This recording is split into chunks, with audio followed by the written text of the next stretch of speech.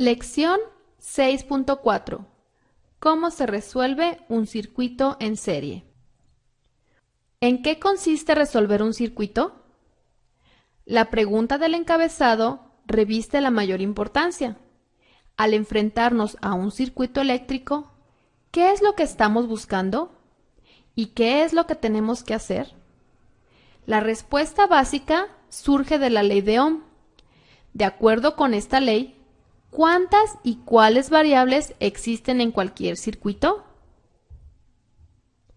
Sabemos que son 4: voltaje, resistencia, intensidad de corriente y potencia. De acuerdo con esto, resolver un circuito es simplemente encontrar los valores desconocidos de voltaje, corriente, resistencia y potencia de todo el circuito y de cada parte del mismo. De acuerdo con la diapositiva anterior, los pasos para resolver un circuito serían: 1. Analizar qué datos poseemos.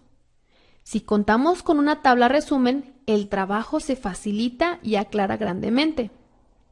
2. Decidir en qué parte del circuito vamos a trabajar, o si empezaremos calculando los valores totales del mismo. 3. Por lo general, deberemos empezar por los valores totales. Construcción de una tabla de datos. Al empezar a resolver un circuito, siempre es buena idea crear una tabla como la de abajo, en la que podemos anotar los valores con los que contamos al principio del proceso y luego ir anotando los que vayamos obteniendo o calculando.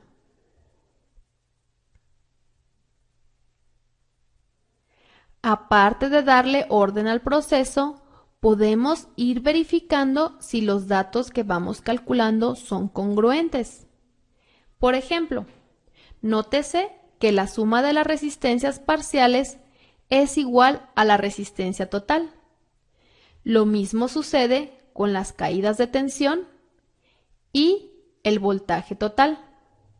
Finalmente, obsérvese que la intensidad de corriente es la misma en cualquier parte del circuito, ya que se trata de un circuito en serie. Antes de resolver el primer ejercicio, observa la tabla anexa. Contiene un resumen del comportamiento de la resistencia, la intensidad de corriente, el voltaje y la potencia en un circuito en serie.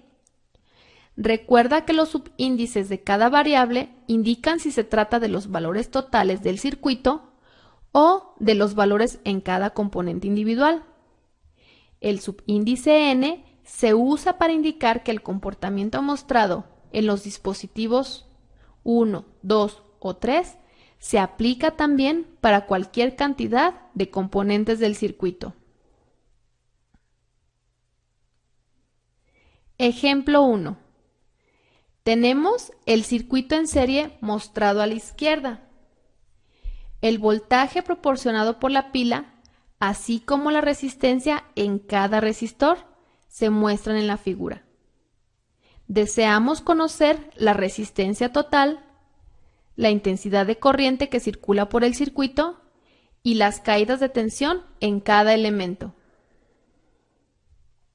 Primero, construimos nuestra tabla anotando los datos ya conocidos. La tabla deja en evidencia qué valores nos faltan. La resistencia 1 es de 2 ohms y la anotamos en nuestra tabla. La resistencia 2 de 1 ohm la anotamos en la resistencia 2 y la resistencia 3 de 5 ohms la anotamos aquí. Y el voltaje de 20 volts lo anotamos en voltaje total. ¿Qué podemos calcular? La resistencia total es la suma de las resistencias parciales. 2 más 1 más 5 nos da un total de 8 ohms. ¿Qué podemos calcular ahora? Como ya conocemos dos valores totales, aplicando la ley de Ohm, podemos calcular la intensidad total. IT es igual a ET sobre RT. Sustituimos los valores. 20 volts sobre 8 ohms nos da un total de 2.5 amperes. Una vez obtenida la intensidad total, lo anotamos en nuestra tabla. Y ahora, como en un circuito en serie la intensidad de corriente es igual en cualquier parte del mismo, deducimos las corrientes en cada componente. Ahora podemos calcular las caídas de tensión en cada resistor, pues conocemos los dos datos necesarios en cada caso: resistencia e intensidad. Aplicamos la ley de Ohm en cada uno de ellos. Empezamos con R1. E1 es igual a R1 por I1, que es igual a 2 ohms por 2.5 amperes y nos da 5 volts y lo anotamos en nuestra tabla. Procedemos igual con R2 y R3. Para R2, 1 ohm por 2.5 amperes nos da un total de 2.5 volts y lo anotamos en nuestra tabla.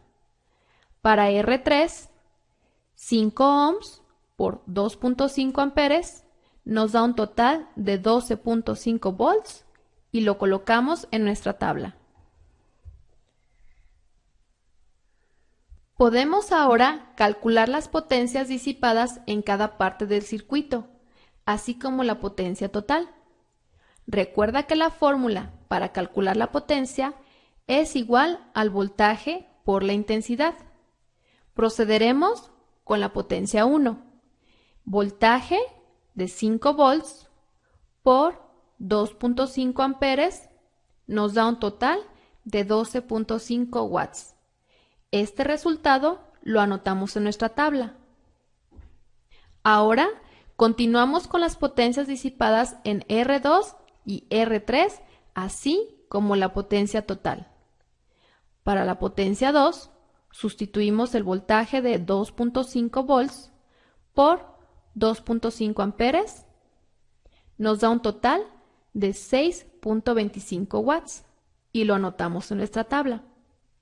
Para la potencia 3, anotamos el voltaje de 12.5 volts por 2.5 amperes y nos da un total de 31.25 watts.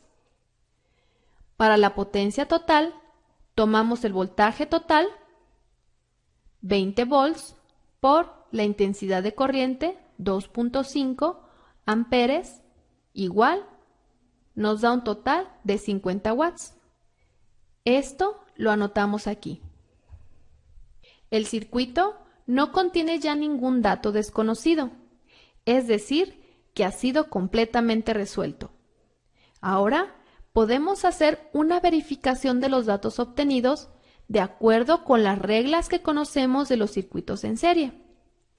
Observa que la resistencia total es igual a la suma de las resistencias parciales. La suma de las caídas de tensión es igual al aumento de tensión o voltaje total. La intensidad es la misma en cualquier parte del circuito e igual a la que proporciona la fuente o batería. La potencia total es igual a la suma de las potencias parciales. Una aclaración de suma importancia. Debes de observar que el proceso de solución del circuito fue guiado por la disponibilidad de los datos que se van teniendo desde el principio. Aclarémoslo. Para poder calcular cualquiera de las 4 variables de un circuito o parte de él, es necesario contar con los valores de las otras 2 variables involucradas. Por ejemplo, Si queremos calcular una intensidad de corriente, debemos contar con el valor del voltaje y la resistencia relacionados. La clave. Esto nos da la clave para saber en cada momento qué calcular o por dónde continuar en la solución de un circuito. Esa clave es: vayamos calculando lo que pueda irse calculando y ello se visualiza fácilmente en la tabla, observando sistemáticamente en qué elemento contamos con 2 de las 3 variables, procediendo inmediatamente a calcular la tercera variable o la desconocida. Una aclaración más de suma importancia. Por simplicidad, en el ejercicio que acabamos de resolver, dejamos el cálculo de las potencias hasta el final. Sin embargo, las potencias parciales o la total pueden irse calculando en cuanto tengamos el valor de 2 de las variables necesarias para ello. Recuérdese que pueden emplearse 3 fórmulas para calcular la potencia.